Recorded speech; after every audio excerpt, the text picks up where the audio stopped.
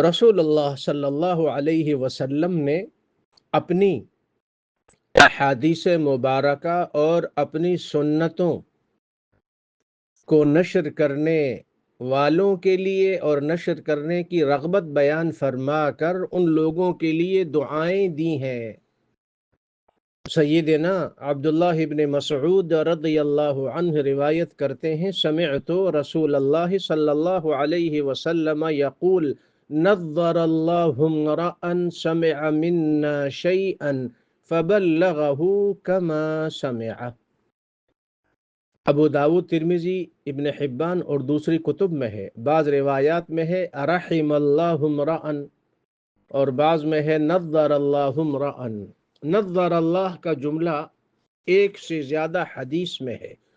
رسول اللہ صلی اللہ علیہ وسلم فرماتے ہیں اس بندے کو، اس شخص کو اللہ تعالی ہمیشہ تر و تازہ رکھے۔ وجوہ یومئذ ناظرہ، اللہ تعالی اس بندے کو ہمیشہ تر و تازہ رکھے۔ اتنی مبارک دعا، اتنی عظیم دعا، اتنی بڑی دعا، دنیا اور آخرت میں تر و تازہ، دنیا اور آخرت میں تر و تازہ، قبر میں تر و تازہ، دنیا میں تر و تازہ، قیامت کا وہ دن جو 50,000 سال کے برابر کا ہوگا، اس دن تر و تازہ وہ مسلمان جو اپنے آقا صلی اللہ علیہ وسلم کی ایک ایک حدیث کو، ایک ایک سنت کو نشر کرتا ہے تاکہ امت کو فائدہ ہو۔ امام ابن قیم رحمہ اللہ تعالی نے ارشاد فرمایا، اور عجیب جملہ ارشاد فرمایا، وَتَبْلِيغُ سُنَّتِهِ صلی اللہ علیہ وسلم إِلَى الْأُمَّةِ أَفْضَلُ من تبلیغ السهام إلى نحور العدو لأن ذلك يفعله كثير من الناس وأما تبلیغ السنن فلا يقوم به إلا ورثة الأنبياء وخلفاؤهم في أممهم وأما تبلیغ السنن فلا يقوم به إلا ورثة الأنبياء وخلفاؤهم في أممهم جعلنا الله تعالی منہم بمنہ وکرمہ۔ امام ابن قیم نے درود شریف کی فضیلت پر ایک کتاب لکھی ہے، جلاء الافہام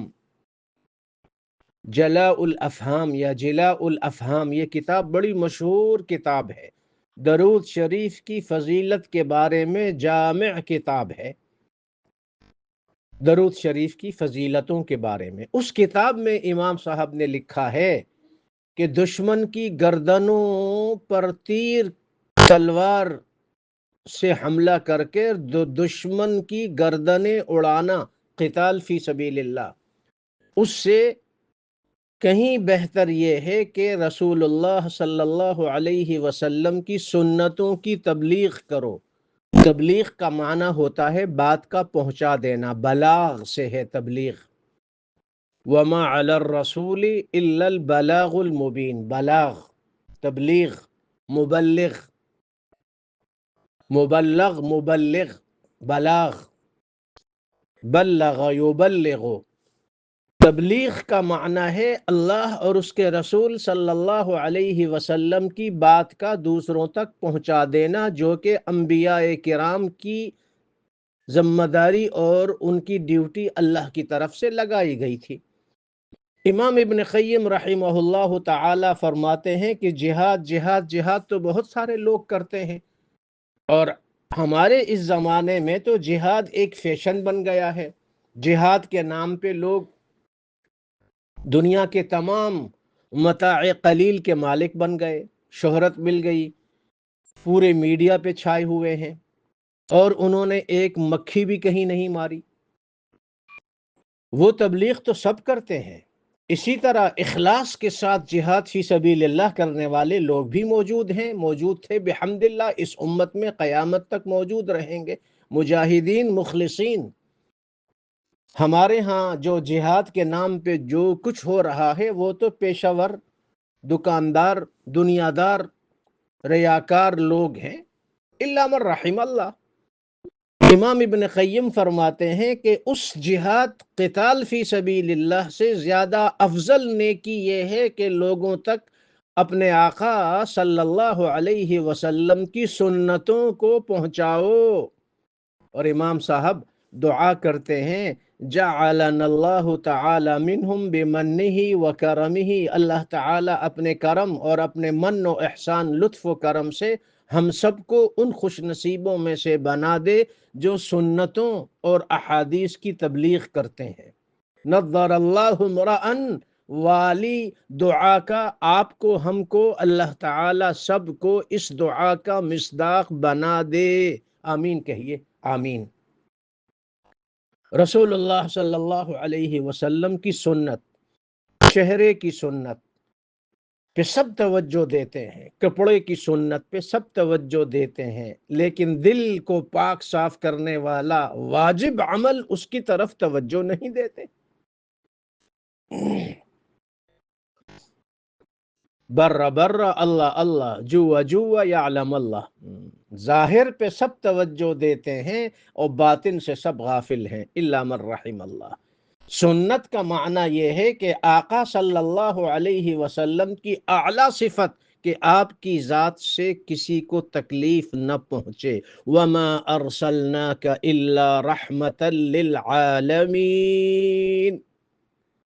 آپ کی ہماری ذات اگر ہمارے گھر والوں اور تمام دوسرے لوگوں کے لیے باعث رحمت، باعث راحت ہے تو ہم حقیقی مسلمان ہیں۔ ایک ایک سنت پر عمل کیجئے، سنت پر عمل کرنا نور ہے، ہدایت ہے، روشنی ہے، ایمان ہے، تقوی ہے، فلاح ہے، نجات ہے، خیر ہے۔ اور کسی بھی سنت کی مخالفت گمراہی ہے، گمراہی ہے، گمراہی ہے۔ سنتوں کو ہلکا نہ جانیے، یہ سوچئے کہ یہ سنت کو سنت کیوں کہا جاتا ہے بھائی؟ سنت کو سنت کیوں کہا جاتا ہے؟ اس لیے کہا جاتا ہے کہ یہ آپ کے ہمارے آقا صلی اللہ علیہ وسلم کا عمل مبارک ہے۔ تو کیا آپ کو اپنے آقا صلی اللہ علیہ وسلم سے محبت نہیں ہے؟ یقیناً ہے۔ جب محبت ہے تو محبت نام ہے اطاعت کاملہ کا۔ کام بیکار ہیں سب ان کی محبت کے بغیر، اور بیکار محبت ہے اطاعت کے بغیر۔ کیفی خدا نصیب کرے اپنے فضل سے، الفت کے ساتھ ساتھ اطاعت حضور کی۔